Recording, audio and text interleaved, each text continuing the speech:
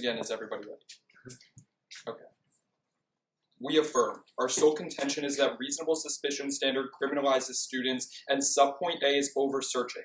The reasonable suspicion standard leads to an excessive amount of student searches for two reasons. First, without probable causes warrant requirement, it's significantly easier to search. Alternatively, as Jacoby of the Notre Dame Law Review explains, if police officers adhere to stronger Fourth Amendment procedures, the higher costs of performing such searches will prompt police to conduct fewer searches. Second, as Eric Davenport of the Tennessee Law and Policy Journal observes, with reasonable suspicion, teachers can act with impunity because either they do not know the law or they know that the confusion in the law will protect them. Reducing these searches by switching to the probable cause standard is critical for reducing delinquency among students. As Majd of the Howard Law Review explains, that labeling students as criminals creates a self-fulfilling prophecy. Students begin acting in ways that reflect the expectations that society puts on them. Consequently, Rachel Johnson of the American University writes that stop juveniles are less likely to experience guilt for delinquency, more likely to commit to negative peer groups like gangs, and more likely to engage in delinquent behavior. She continues, at school searches under the current reasonable suspicion standard, because they are so similar to police stop and frisks, will produce the same empirical surge in wrongdoing, a 300% increase in delinquency for search students. Reasonable suspicion is a counterproductive standard that only serves to increase crime. Subpoint B is the school-to-prison pipeline. Sarah Foreman of the University of Detroit explains that reasonable suspicion provides so much latitude for searching that school officials can construe almost anything as reasonable. She furthers that if anyone and anything can be viewed as suspicious, the exercise of discretion becomes particularly susceptible to racial bias, for later declaring that the potential for biased decision-making is inherent in reasonable suspicion. Indeed, Nance of the University of Florida finds empirically that the odds of a random search were 7.7 times greater for schools with minority populations of over 50%, which is especially problematic, as the Harvard Law Review explains that minority students are more likely to face criminal charges for anything found in a search.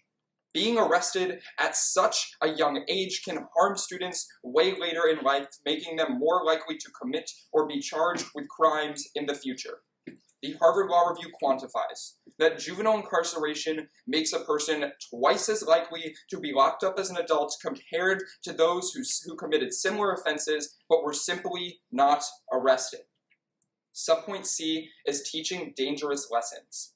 As Sarah Foreman of the University of Detroit observes, ever since New Jersey v. TLO, the dominant narrative, particularly in inner-city schools, has been that school children are dangerous and violent, drug-dealing, gang-affiliated, and out of control. She continues that public schools are teaching you three dangerous lessons when we strip them of full protection of the Fourth Amendment. First, minorities are taught that they are somehow unworthy or undeserving of Fourth Amendment's full protection, perpetuating the social expectations that have marginalized their communities for decades. Second, creating second-class rights creates second-class citizens with lowered expectations of privacy. Students less capable of knowing when their rights have been violated even once they leave the school setting. She continues that these students are ill-prepared for citizenship but well-prepared for penal institutions. And third, causing students to develop negative views of school and distrust of law enforcement that alienate them from mainstream society, increasing the lure of groups like gangs. Reinforcing these narratives has debilitating long-term effects on our nation's children, as Foreman continues that students' future potential can become limited when exposed to these negative environmental influences, which become entrenched as nerve connections in the brain, concluding that reasonable suspicion is not a developmentally appropriate standard. For these reasons, Nathan and I strongly affirm.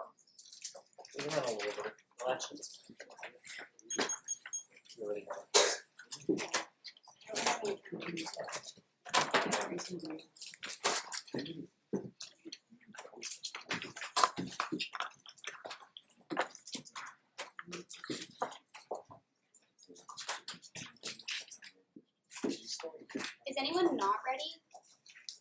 All right, cool. Let's begin. We negate, and our first contention is early intervention. In Pryor v. Joe, the Supreme Court noted that education is perhaps the most important function of state and local governments, and is more important than other governmental functions because it benefits not only the individual, but society as a whole. Crafting an appropriate and safety and disciplinary intervention policy is essential to a school's function. The American Psychological Association notes that creating a safe learning environment requires a preventative strategy that targets students at risk for violence and disruption, and a disciplinary strategy by which students who have already misbehaved are punished. Without a coherent plan to keep schools functioning successfully, education is irreparably harmed. Extending probable cause to the searches of students constrains an educator's role in crafting disciplinary intervention.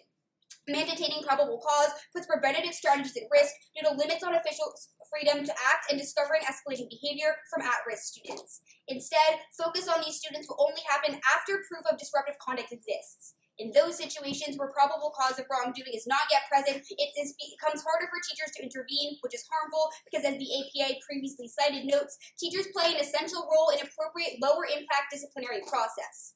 First, because more effective discipline occurs when some offenses are handled at the classroom level instead of at the criminal level, as to take advantage of classroom expertise.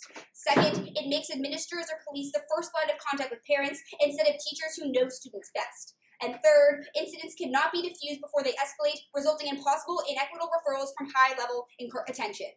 Thus, forcing probable cause leads to a world where harmful activities escalate, in turn increasing the focus on disciplinary tertiary policies, including the removal of students from school. Stephen Tusk of the Journal of Child and Adolescent Psychiatric Nursing finds that stringent discipline policies in police and schools empirically reduce graduation rates to a mere 58% and increase referrals to the juvenile court by 1,248%, mostly for low-level misdemeanors. Dropout Nation writes that under half of those who enter the juvenile justice system are able to attend school for more than 6 hours a week, instead focusing on court proceedings or being detained. Our second contention is safety. Extending probable cause standard to the searches of students place students at substantial risk, and subpoint A is anonymous tips. Under probable cause, acting on anonymous tips will be curtailed because tips alone are insufficient evidence of probable cause. This is problematic because students are the most likely to have information before an event occurs. Hansen of the Georgia Law Review notes that in more than 75% of school shootings since 1974, other students knew ahead of time of what was going to transpire. Subpoint B is stopping child abuse. According to Child Help, every year more than 3.6 million referrals are made to child protection agencies involving more than 6.6 million children.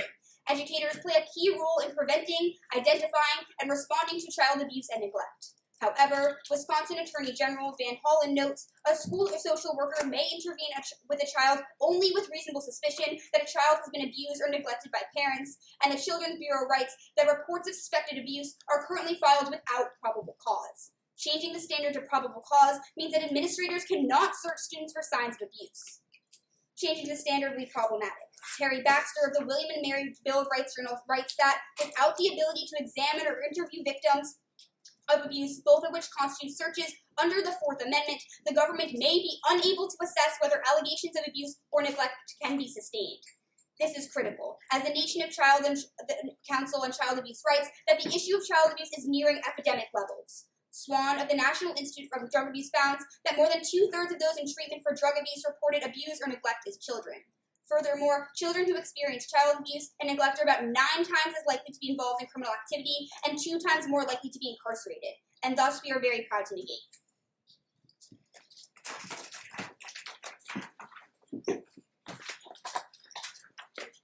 Is everybody ready? Is it okay if I take the first question? Okay. Do searches decrease in an affirmative world under probable cause? What kind of search? Any searches, like individualized searches. Individual searches, yes. All searches, Great. no. Do you have a question? Yeah, so talking about like the school to prison pipeline, right? Like what percentage or like what proportion of students sent from schools to prisons are based on searches? Like a general quantification. Okay, let's ask about general quantifications. Sure. How much early intervention do you stop? What do you mean? How much child abuse do you stop? We say specifically. How many anonymous tips decrease? One, all of the anonymous tips can't be used. So like there's 100. So there was 0 anonymous tips. I mean, maybe we have tips, but the problem is we can't use them. Even if they're corroborated with evidence? Even if they're corroborated with evidence. And how many of them are not corroborated with in the evidence in the status quo, status they quo? don't need to, and we say there's Okay, definitely a better but risk of solving how these problems. many, to the number, well, I'm talking about risk of harm too, or risk of solvency. So how many to the number would anonymous tips decrease? I don't have a specific Okay. quantification. What about on child abuse? I asked you for a general quantification. I'm You can asking answer for the my same question thing. First. You can answer my question first, right? Well, yeah, I'm pointing out that your question is kind of ridiculous. Neither of us are quantifying things to the number in either case. So why don't we just do like warrant debate? Can I ask you a question, please? Sure. Okay. So can you provide a single piece of evidence that a child has stopped being abused because of intervention in school? One child. I don't have a specific child. Right. Do you have a question? Yeah, sure. So I'm still kind of confused on this whole issue of sending students to prison. What is the root cause that we send students from the classroom to the jail room, right? What is the root cause? I'll tell you the process. So essentially, a student, and we would argue overwhelmingly minority students, are searched. No, and then, I'm not asking the process, Eitan. I'm saying, why do they go to jail after they're searched? Because they are found with things like drugs on them, right? Like petty crime. But what Nathan and I are arguing. Why are they going to jail with something that's not harmful? I'm asking what the general because we argue that things found in searches tend to, or minorities when they are found with contraband when searched, tend to face harsher disciplinary processes. So for a minority, when you are found with some drugs on your person, that is a far harsher disciplinary process than for a white student. I don't know what's confusing. I'm not confused by that. I'm saying the general underlying problem with your argument that even if searches go away, really problematically, the reason students go to jail in the first place isn't because of searches necessarily themselves, but rather the overarching problem of zero tolerance policies, which mean whenever a student does anything wrong. Caroline, zero tolerance policies are another part of the issue, but we are dealing with a specific subset of the larger issue of criminalization, which is student searches disproportionately affecting minorities and sending them to prison for petty crime. That is also a part of criminalization as is zero tolerance policies. I'm saying this has a larger scope, and even if we stop searching students, unfortunately, with the existence of zero tolerance policy in schools, we're still going to see this criminalization. I agree, zero tolerance policies are bad and cause criminalization. You're correct about that. But I'm saying that the effect I'm describing also happens. The two are not mutually exclusive. Okay. So now we're going to ask a few questions. So the first question I have, is there anything about the case construction that we heard from both teams that varies from the average round?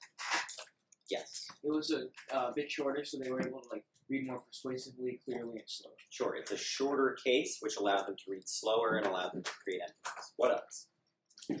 In terms of numbers of arguments, the app only had one contention, which allowed for a more cohesive narrative rather than just jumping into 3 separate points. Right, it allowed them to create a clear story, which allows them by the end of the round to explain how the arguments fit together easier. What about the construction of the arguments, though? Is there anything they did to make them clearer for the average person?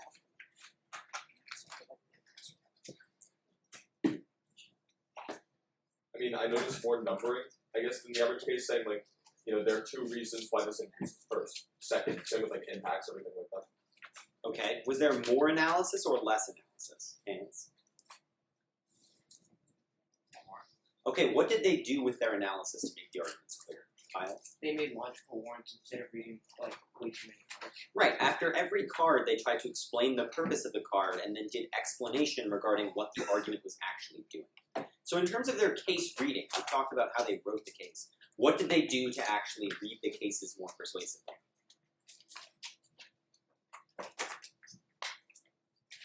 Yes. Emphasize words more. So they used emphasis. What else? We've heard that they're slower.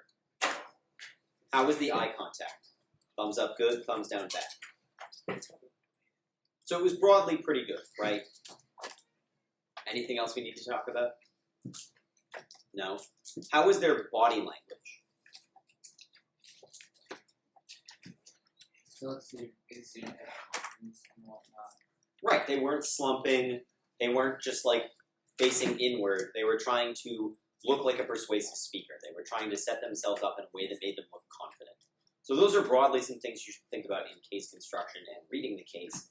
What about in the Crossfire? What was successful and what was unsuccessful in terms of persuading somebody in a Crossfire? I'll go Carter first. I think it was smart for Eitan to respond to Caroline's question just by saying, okay, sure, we don't quantify this. You don't quantify anything really in your case, rather than just directly saying, no, we don't quantify it. So what can we principally identify there as a strength?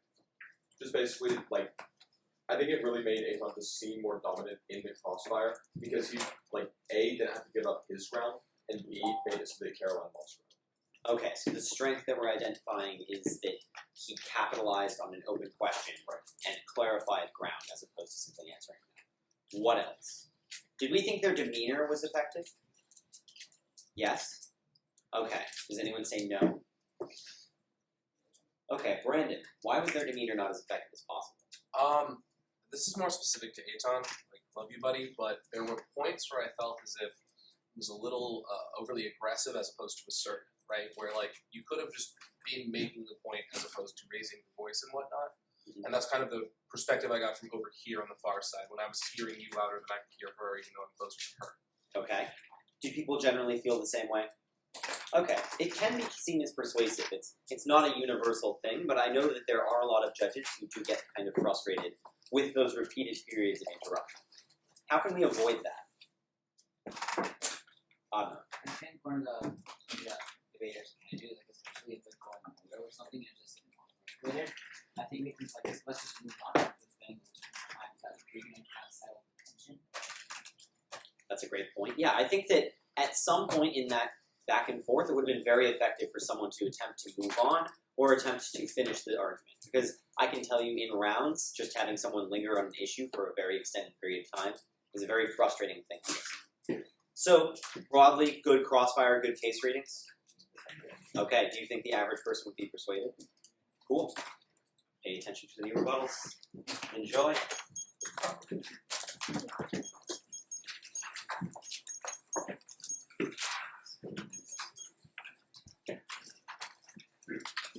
Okay. Is everybody ready? Alright. Go to their first contention where they talk about early intervention. Several key responses. First, this argument isn't topical at all. Early intervention has nothing to do with searches, it's just acting to prevent at-risk youth from doing something bad in the future. They never in any part of this contention prove to you that searches themselves are the way you do early intervention. It just doesn't make sense. But second, even if you buy that early intervention is based on searching for at-risk behavior, this contention concedes that searches go down, which Caroline also does in Crossfire, meaning that we're immediately winning our first subpoint. But now, let's go down to the specific 3 sub-arguments and warrants they read you as to why this contention is true. The first one is about discipline in the classroom, and again, there is no reference to searches here. Teachers disciplining students before they get into a much worse confrontation is not a search, it is just a disciplinary process the teacher uses to calm down students. There's no link to the topic in this argument. The second warrant they read you is that police are going to become the first line of contact. Several problems here. One, they just never explain the warrant to this. They don't tell you why people suddenly move to police when the specific set of policies goes away. But second, and more importantly, they really don't tell you the scope of this, right? Make them explain how often, in how many schools, you see police presence increase. But third, if anything, this is a reason to vote for us, because if there are more police in schools, you're solving back for the problems created in their subpoint A of their second contention where they talk about anonymous tips. There's no need for anonymous tips if we have police in schools to make them safer. But then the third warrant is again about the escalation of classroom incidents. No mention of searches, this argument's not topical. But then, let's go down to their impact, and what they tell you here is that early intervention policies, when you get rid of them, you get more stringent policies. Same problem as their second warrant, right? They never tell you to what extent you see this increase, they never tell you what these policies are, and they certainly never impact out the specific new policies that you'd see as a result of this. Make them actually warrant to what extent we switch these new more stringent policies and what those policies are, or else there's no offense on this argument. But now let's go to contention 2 about safety. Start on anonymous tips, which is their subpoint A. Several key responses. The first of which comes from Bernard James of Pepperdine University, who explains that an anonymous tip standing alone rarely even meets the reasonable suspicion standard to justify a search, meaning even in the status quo, most anonymous tips you get aren't usable for stopping crime in any way, shape, or form, which is why it's just a fact that anonymous tips are rarely used throughout the country as a whole, meaning this argument also just isn't going to have any scope. But second of all, recognize these tips are overall useless. The Washington Post tells you that only 1.5% of tips are both anonymous and substantiated, meaning they're just useless even when when they are allowed based on reasonable suspicion. But now let's go down to this big argument about child abuse, which is clearly what they're going to be going for. First, teachers aren't going to be deterred anymore from searching students based on their current paradigms of what they think about child abuse. What Maureen Kenny of Florida International University explains is that in the status quo, teachers are already scared of reporting abuse because they are scared of inaccurate reporting, feel as though they won't actually help, or don't see physical signs of abuse, which means this argument is non-unique. Nothing changes when you vote for them. Teachers already aren't willing to do this to the extent that they need to. But second, recognize that requiring a warrant for these interviews, basically what happens when you vote and change the probable cause, isn't going to allow for increased abuse empirically. According to the National Association of Criminal Defense, in the several states already requiring warrants for these interviews, there was no evidence that abuse increased. In fact, they furthered that requiring probable cause would minimize errors and prevent things like false positives. So empirically, more kids aren't abused when you can't use these searches. Probable cause just makes them more accurate. And that leads to you turning this argument against them, because the accuracy of these child abuse searches is extremely important.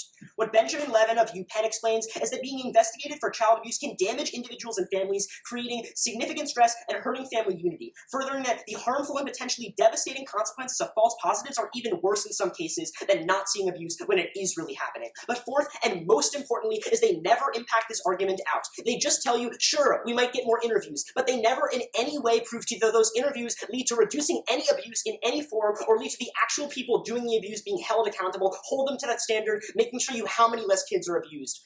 Thank you.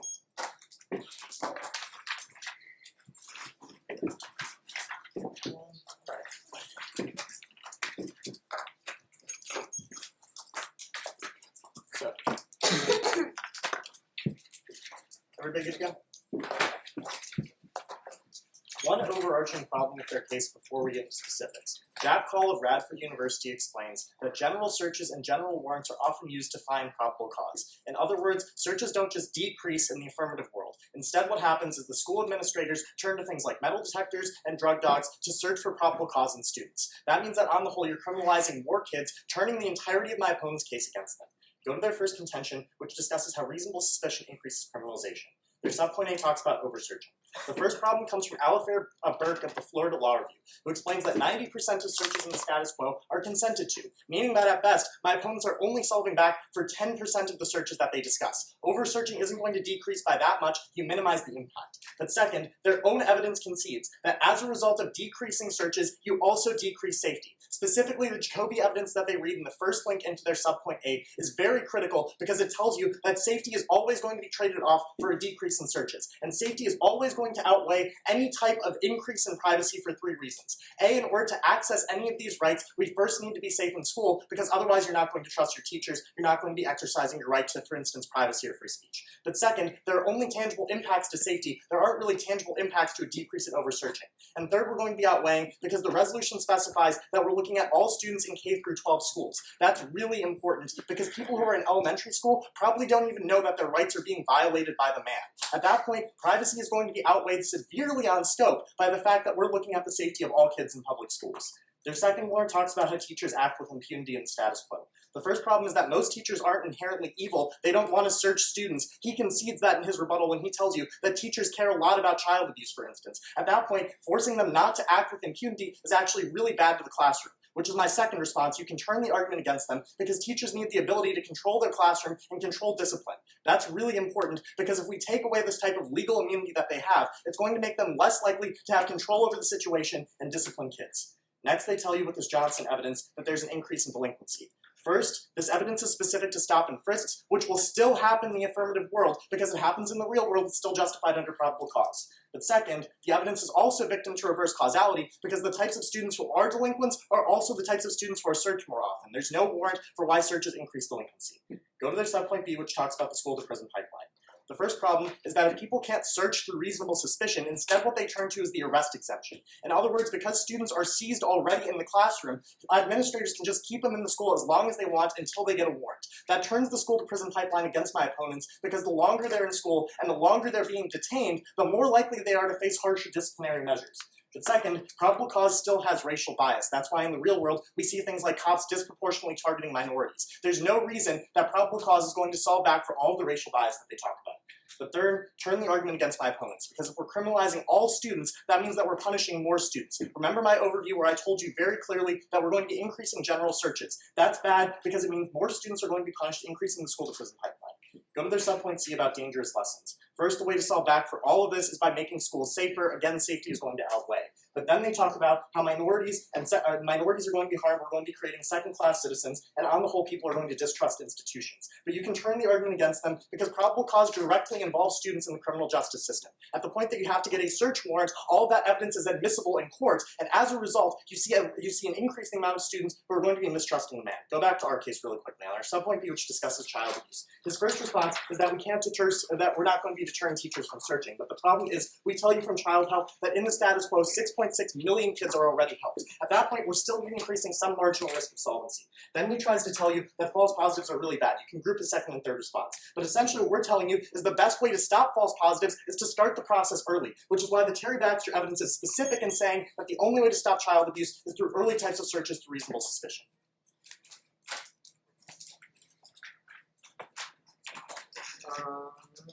We're going to take some crap.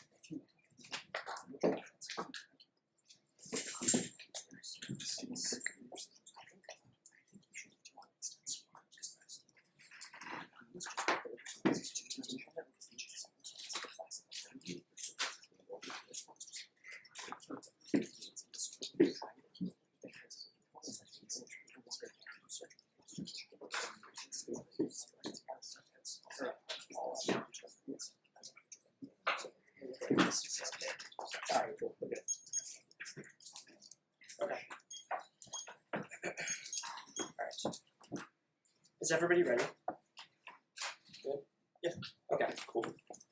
So how often do interviews or searches that you talk about in your subpoint B lead to the arrest of an abuser? We tell you that there have been 3.6 million referrals and 6.6 million kids have been helped. Is that just from the interviews you specify in case? Well, no. But what we tell you from the Terry Baxter evidence is that all interviews and all ability to curtail child abuse from teachers will go away completely if we don't have the reasonable suspicion standard. Okay, I'd say, like, great. Even if he says that, I think that sounds a little absurd. I'd say that you can't really just assume that they all will go away at the point where our NACD evidence literally says there was no empirical increase in abuse with warrants. Okay, You can ask I'd like to talk about that for a Sure. second, actually. So how do you measure child abuse?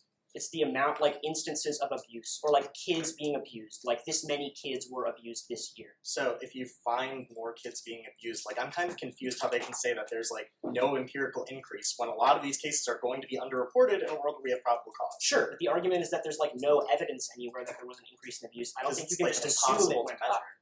Because it's, like, impossible to measure. Impossible to measure, like, what do you mean? So Like, you if say there's there are poor suspected reporting. cases of abuse that go unreported as Okay. a result of us initiating probable cause, Sure. of course there isn't going to be an increase in abuse empirically. Alright, so would you say that child abuse is underreported in the status quo? Probably. Okay, great. You can ask a question. Okay. So let's talk about over-searching students. Okay. Right? What's a kindergartner know about their rights? We'd say that after you affirm, they'd know a lot more because now they're aware of their rights being infringed. How? That's what our subpoint Like, I'm says. confused. Like, do kindergartners know the difference between reasonable suspicion and probable cause? They will see a change where they are no longer just like, hey kid, let me search you, and now they have to have someone with a warrant and like search them, and they have to see evidence before they I do mean, so. like, I It doubt seems like they're a going to big be like, we're serving you a search warrant now, by the way, you're going to be like taken into the Sure, classroom. but they'll talk- still see the talk pure to number of searches go down. They won't see their friends search as much, and they're going to hear to some extent about That's this fine. change. Can I ask a question Yeah, now? So let's talk about early intervention, Yeah. right? So where in this contention do you mention searches specifically? We don't necessarily. Okay, great. You So can it's ask like the what we're question. talking about in the early intervention argument. Yeah. You want me to. So like if a student brings something that's like if they bring a knife or something to school, essentially Okay. what we're arguing is it's better for the teacher to deal with that situation by searching the kid because they can act, without fear of legal repercussions, as Wait. opposed to like a cop doing. it, for No, wait, instance. okay, that's not what your argument said, right? Your argument is about like stopping things like arguments in classrooms. No, in no, no, high no. school, I don't think right? that's what it is. It's about I mean, escalating crime. So like the analogy I would give is like if a student brings like 3 grams of weed to school, right? Sure. That's like a smaller offense than bringing like 7 grams of weed to school, but it's a lot easier to find probable cause if they bring 7 grams of weed. So by the time that we find probable okay, so cause, you're saying- the crime has already So you're saying escalated. it's harder to search, right, in our world? It's harder to search. Wait, so like, what about this? So with your like consent response, right? Wouldn't the consent response take out this argument? if Not the warrant entirely, is like searches? 90% of them are consent. Okay, so great, but then we have just a minimizing your strong- impact. Yeah, so like we're so, talking yeah, about like great. 10% of the searches. Yeah, but your impact is minimized to that extent as well, Sure, so that's we're why now we're on an kicking that equal contention. playing field again. Alright. What did we all notice in the rebuttals that worked well? Great on. I think one of the most notable things that I think at least caught me by surprise in regards to the rebuttal, I think I'm not sure if Nathan even you looked at it right now. I'm not sure if Nathan even read a card in response to the first contention. But it was still an effective form in the sense that it was like logical and respond to want and water. So I think that's like another. Yeah, did we feel that those responses were equally as effective even without cards? Do we feel they were more effective? If so, why? You don't have to. I would argue that they're more effective because they're relying on more of their own logic rather than something that Yeah. like some author decided to like write about. So it's giving more like appeal to them because these are actually showing like they can make the analytical responsibility like. Yeah, exactly. They can apply it more clearly to the argumentation when they explain the responsiveness rather than just reading a card and moving on. What were some other things about the way that they structured their responses? I was gonna say like something I noticed that probably shouldn't have happened in Witkin's rebuttal. He said like non-topical like 3 times on the first contention and said non-unique like 2 times in the second one. Most lay judges aren't gonna understand that kind of phrasing. So so most of them would prefer saying it doesn't apply because it happens in both. So as a follow-up, what did Nathan do when he realized he used the word topical? He explained the implications of an argument being non-topical. He said, therefore, there's no actual link to the evidence regarding searches. So if you are going to use responses along those lines, you should always explain the implications because it's not necessarily always true that the average judge will understand that jargon. And I feel like Nathan's rebuttal was mainly like, a lot of refutation compared to like Alex, where it was much more weighing. Like he would like weigh between the two, which was like good for like me to follow. Yeah. sure. Yeah, I think that the weighing definitely helped because it provides a good basis for the summary and final focus, and also explains in a comparative sense how even regardless of whether one rebuttal was better than another, the responses can still be more important at the end of the round, even if they don't win every argument. So what about on delivery in the rebuttals? What was interesting? What was not interesting? I saw especially in Alex's rebuttal that was a lot slower. Like in a sense of like trying to persuade rather than read as many cards as possible against the case. Since he really showed a good command of like their case and going back to his own case, even though he was able to like do it in as few words as possible. But like after the rebuttal, I felt like Nathan actually covered every single argument. Like even though he was speaking fast, I still felt like he addressed every. Okay, was he necessarily speaking too fast? No. Right, his pace was generally fine. But beyond just speed, what else? What were some other things they did effectively? A more clear signpost. Very clear signposting. So one thing that I noticed, especially in the first rebuttal, is that he would say things like, go to their first argument. I have 3 responses to the first piece of evidence. Things along those lines allow it to be much easier to flow for the average judge. Now, one thing I would note, though, is to avoid excessive specificity, because not every judge will flow every card. So if you're telling someone to go to the first card, and they either don't know what a card is or they didn't flow every piece of evidence, they may have a problem. What was a strategic decision that Alekh did that took you all by surprise?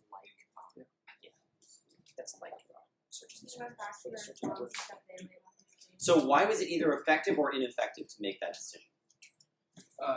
Well, it was pretty effective to go back and frontline in some case because it would help Caroline for the summary. Absolutely. But another move that Alekh did that took us by surprise was like pretty much like mitigating his own impact in order to like mitigate the more important impact on the other side. Absolutely. I saw a hand over here. Didn't he like kick it out of an argument? I heard him say. What do you mean by that? Like he dropped an argument. It's like, okay, so he mitigated like some impact, and then he like, Well, like my point is that we're not going for it in the next speech. oh yeah. Note that he didn't choose the framing of kick out of an argument. I've noticed that becoming a trend in public forums these days. I would say that's a problematic move, but if there's an argument you certainly know you're not going to go for, there's no reason to devote attention to it, especially in the eyes of a judge that doesn't care. It can also show your hand a little bit too early. Like you're sort of telling your opponents what arguments you're going to be going for. Totally reasonable. So on that crossfire, how did we feel about that crossfire, especially compared to the first one? Pretty good, it seems. Why did you feel good about it? What sorts of questions were they asking? What sorts of arguments were they trying to make?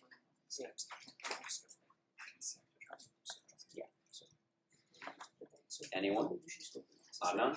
I think like in regards to like style and why like Brandon said like the first part like false and yes like those things did occur, but either A to a lesser extent or B to a lesser extent. Yeah, so this crossfire was perceptually more civil. Can we all agree? What sorts of strategies did they use in order to prevent this from seeming aggressive? If it was like getting more aggressive and getting nowhere, let's say like, oh, let's just move on to another anymore. Absolutely. And I don't think any of the debaters started yelling. I think all of them were generally fairly agreeable. Nobody was snippy. I think that generally judges like that style of crossfire a lot more. Okay. Time for the summaries.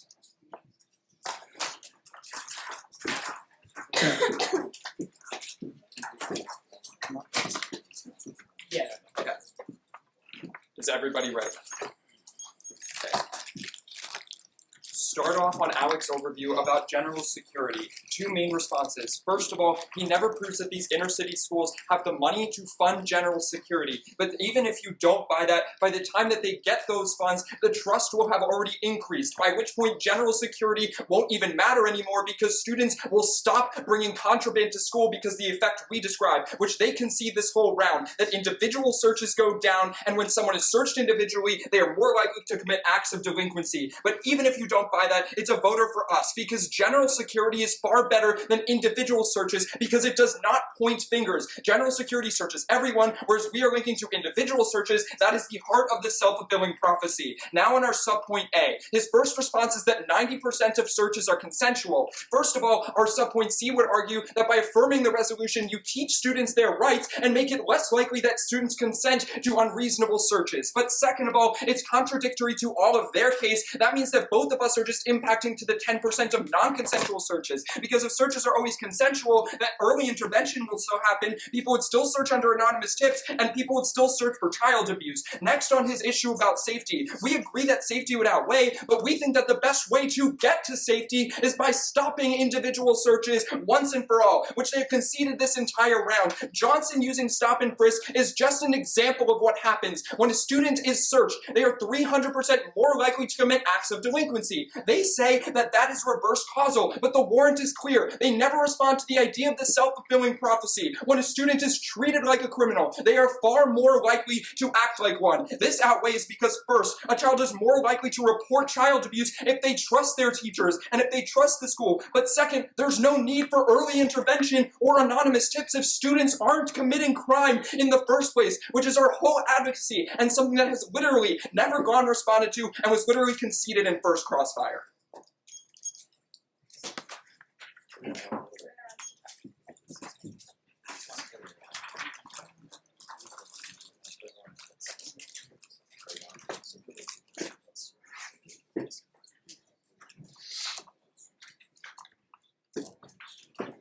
Let's see.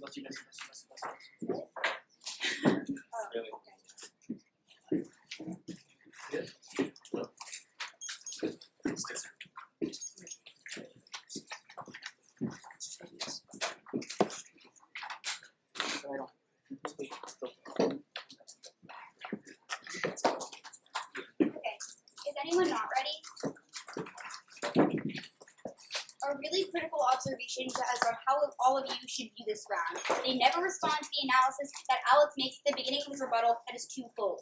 First, we argue that safety is the most important impact just because it's a prerequisite to accessing any of their trust arguments. But even if you don't want to look at our own analysis, they never respond to the fact that their own author, Jacoby, from their first contention, literally concludes that there's an inherent trade-off when you add the probable cause standard with including safety. So even if you buy the fact that trust would solve back for some of these problems, inherent to the probable cause standard, you're always going to be trading off with safety. A couple more things on their subpoint A of their first contention.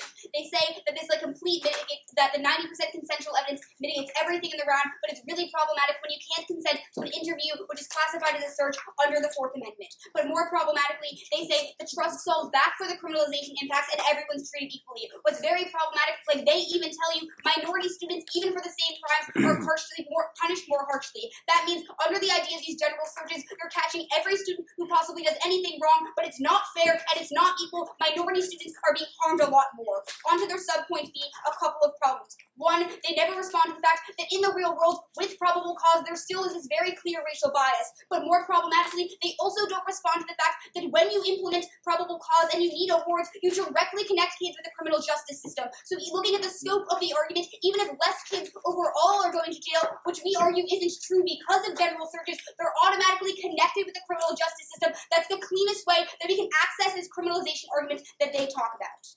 Then they go on to our case, a couple of things about child abuse. One, I already tell you that, like specifically, interviews under child abuse can't be consented to. We have a larger scope of our impact. But more problematically, they say we don't quantify the argument, but like Alekh tells you, 6.6 million children have already been helped. Maybe the system isn't perfect. Then they read you evidence that there's no change when you have probable cause, but that's the very reason you're voting for us. We're not catching the children who are being abused by their parents. They can't find them in these interviews, and that's why you're going to be negated. Are we stopping or doing Grand Cross? Michael? Okay. Do you mind if I have the first question? Of course.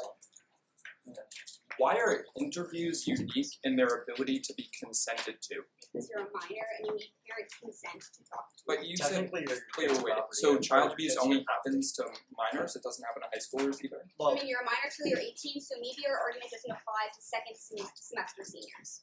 I mean, I think that the same, like, what you're saying, so you're saying that searches, 90% of searches happen to second semester seniors who consent to it? It's You're missing. Like, I'm so confused. So, So like, what's, if I go up to a kid and I'm like, hey, let me look through your bag, and they say like, okay, sure, that's a consensual search. Okay. But I can't like coerce them into going to an interview with me because that would be entrapment. why can't you just say, hey, can I ask you a couple of questions, and then ask them, and if they say okay, why is that not consent? It's entrapment if they could. It's like Wait, it's entrapment to say, can I well, ask it's for you a their question? parents. It's like there's some legal specifics about it. Wait, Basically, I'm like, asking you can't that the consent reason- to a search. Otherwise, every single interview would not be like a search. It would be considered like No, just a I'm just consensual why. I'm conversation. just asking why can't an interview that's literally just, can I ask you a couple questions? Sure. I mean, Why one, is that it's not It's consent? a lot more than a couple of questions, right? Like, you even tell me that this process is... But if the child continues to answer them, why is that not Getting into consent? these Maybe they can topicalities- individually decide that they want to have the interview, but under the legal definition, they're not allowed to consent, meaning the evidence we read is Well, not... I'm wondering why that's unique to interviews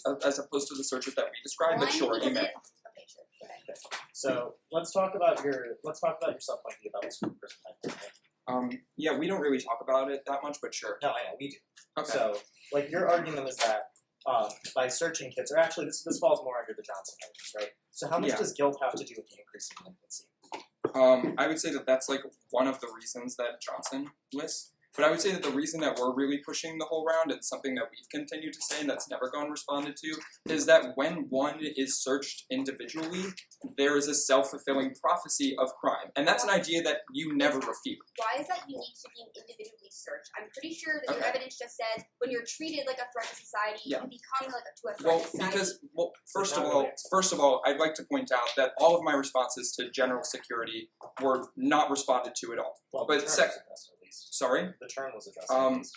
No, it really Well, wasn't. we can go through that. But secondly, secondly, I would say that if everyone is being searched, there's no finger pointing. right? When I mean, everyone has to at walk the through point- security at an airport, it's not as if the airport is saying each and every one of you are Sure, criminals. but looking at the punishment level, which you like literally tell me, or rather, what Nathan tells me in his rebuttal is that specifically minority students Okay. are like punished more harshly. Yeah. So there is And, finger you know, pointing. the They're weighing- saying the for the weighing- same crime, you are more at fault. So the weighing that never got responded to, and this is like kind of the turn that I was talking about earlier, is that by the time these schools get enough money to like have general security, it won't matter because the trust will have already increased, and students won't even be bringing contraband to school to get caught by in the first place.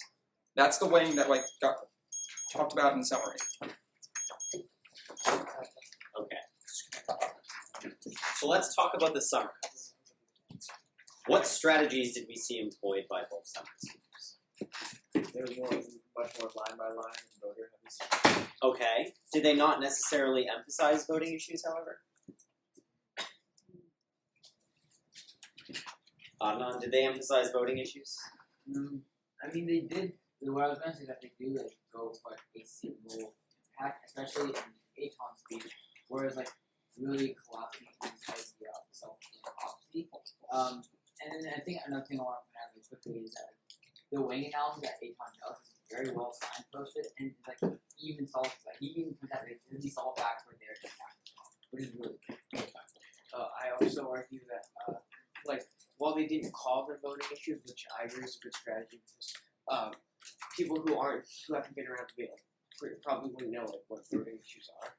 But they did a good job. And if you're only extending one impact, it's pretty obvious to any judge that you want to make that the most important thing in the round. So just by showing how they looked into that, it was really effective. Okay, how did they boil their arguments down to a simple format that is easy to understand as a reason to vote for them? What did they do to clarify the arguments? They frontline them very concisely. I think that's Okay. good. And then while they did it, they also clarified. Okay, but what did they do to clarify? It's definitely focused a lot more on the award debate than going by this card and this card, or by explaining the warrants, linking it to the overview, you just got the whole general narrative. Yeah, absolutely. So, as a follow-up, did we think presentationally the summaries were effective? Okay, what were they effective at? And how did they differ from the other speeches in this round?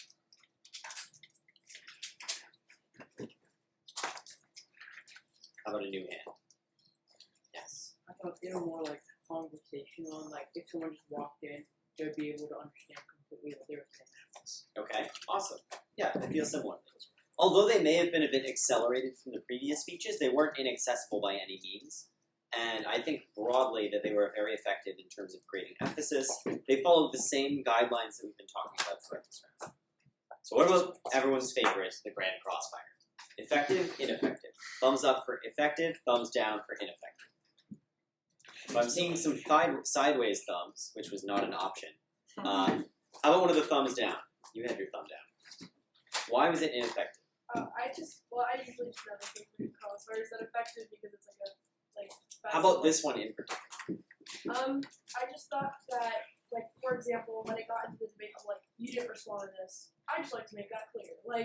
There's no questioning going on there, so it's just ineffective. Yeah, sure. Either the judge has the response written down or they don't. So maybe going all on over those things for a while may or may not be effective. I found it interesting how at a single moment it was Alekh and I think Nathan mainly just arguing instead of the first speakers, in which the second speaker should be I don't know, writing their final focus or something. Okay, fair. The second speakers could have been writing their final focus. I mean, I sorry, think not Nathan Alekh. broadly. Yeah. Nathan broadly was writing his final focus. Yeah. Which is an effective strategy. Just remember that judges don't want you to tune out and have one person giving all the answers. It looks perceptually as though you have one person that either doesn't want to or is incapable of giving answers. And I think Nathan didn't necessarily tune out absolutely, but he definitely was absent from the Crossfire. So how about a thumb sideways? You had your thumb sideways. I feel for lay judges, when they might not be paying attention at all, and then you just address something, it kind of makes it fresh in the mind, so they'll remember it. But then again, it's kind of not an effective amount of time, not a good. Well, keep in mind, it's not necessarily that people haven't paid attention, right? Usually the issue is if someone doesn't have the most comprehensive of notes or doesn't use a flowing style that we generally think of as common, it may be harder for them to refer to things on the flow, especially later in the round when the flow tends to disintegrate. So I think that the Grand Crossfire did a good job talking about the things that are going to be relevant to the upcoming speeches. One final hand? Something good, something bad? At the same time, like, I think it did like start to focus on like main issues. At the same time, like I think the beginning of Crossfire was just like this entire analogy about like what's consensual, what's not. And I think that after a certain point, it's like okay, we can move on. Which Caroline does say, like, let's talk about something else. Yeah, absolutely. I think that the discussion starts in a good place because we hear some good back and forth initially on the subject, which then just eventually becomes disagreement. And Caroline does a good job saying, look, we're clearly not moving anywhere. There's not going to be a concession. Let's move on. All right, so let's hear the final focuses, and then I'll do some wrap up, and we'll head back to that. Alright, everybody ready? Okay. Start on their contention 2, subpoint B, where they talk about child abuse. They drop two responses that completely take out the argument. The first is the NACD evidence, where we tell you that in states that have started to require warrants for these searches, there was no evidence that abuse increased. Alekh just says that sure, we wouldn't know even if they did, but that's just a cop-out, right? These states have had these policies for a while. There's still abuse statistics, and they're still reporting. We tell you reporting did not go down empirically when we used this format, when we used probable cause in the past, which means they literally cannot go for child abuse in their next speech. But the second response is that there isn't an impact coming off of child abuse. This they completely drop, where we tell you that just because you are interviewing more doesn't mean any of the abusers are held accountable in the slightest. They never respond, which means they lose that contention. Now, let's go on to the overview that Caroline mishandles. The first thing is that she drops Eitan's response that many inner-city schools can't afford this generalized security. But most importantly, she drops the response Eitan makes that because you instill values of trust into the kids in these schools, they stop bringing contraband by the time you institute this general security at all. This is crucial because one, it means the overview no longer matters, contraband isn't being found.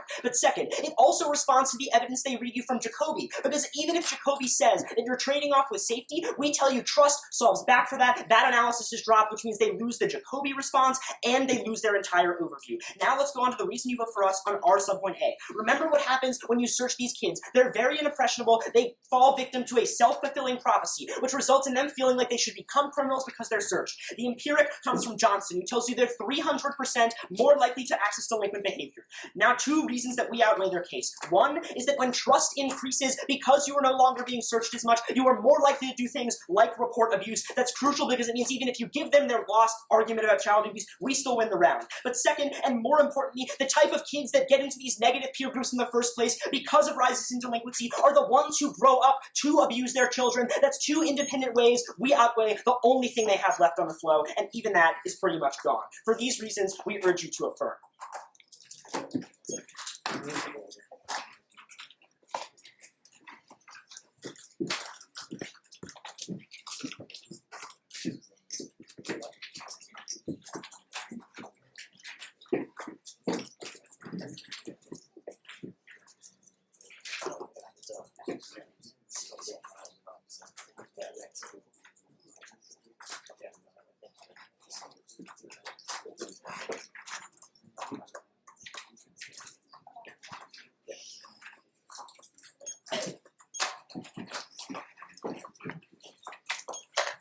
Okay. I'll signpost as I go. Everybody good? Start on the subpoint B of the affirmative case. This is really critical because the cleanest piece of offense comes from our turn on this subpoint. What we tell you is that probable cause directly involves all students in the criminal justice system, because at the point that you have to file a search warrant, all of that evidence can be used in court. That is the most important voter for the entire round, because this criminalizes students more than anything that they have talked about. More than some hypothetical increase in trust, we are directly forcing students to go into the school-to-prison pipeline. That means we outweigh their entire case based on this one-drop turn, because if we're criminalizing more kids more directly in the entire system, that turns trust, which apparently turns safety according to his final focus. But with that, let's go to the overview level. What Caroline tells you very clearly is that even if these minority schools don't have the money right now, eventually they will. And by the point that they do have that money, it will still criminalize every single student, because every single student will have to be punished if they go through a metal detector and it goes off. That means minorities are harmed disproportionately, because they're not just going to magically solve back for every increase in crime. Of course, students are still going to be committing crimes. Trust isn't going to be isn't going to solve this issue.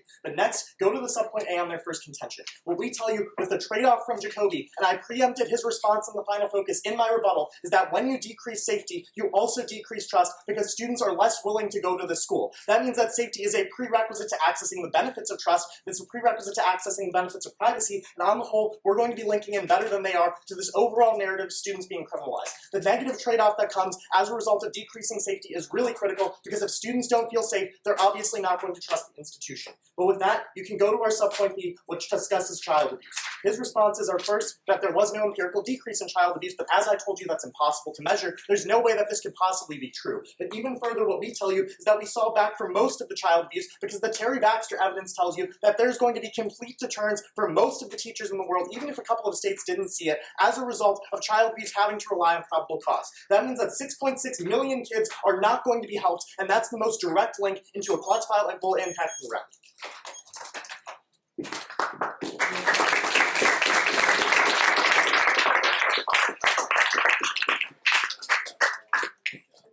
So broadly, in this round overall, going into the final focus, how did we feel about the debater's effective ability to convince an average person? Good? Okay, so I see some thumbs up. Why was it good?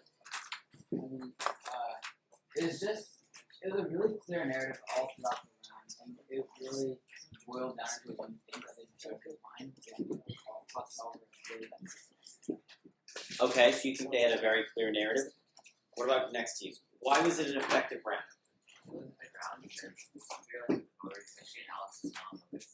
That you could go out in two ways with the child abuse part and the SATs. Right, we saw some very good highlighting of the issues that were most important in the round. What else?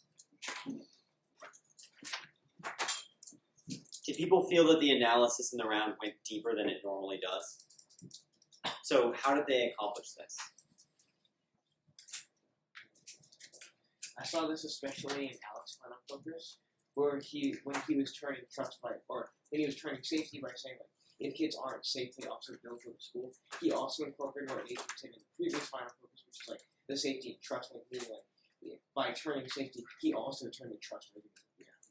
Yeah, absolutely. I think that they did a very good job covering all of their bases, ensuring that there were many different ways, even if you interpreted the round a certain different way, that they could still potentially win. Okay. Thank you, everyone.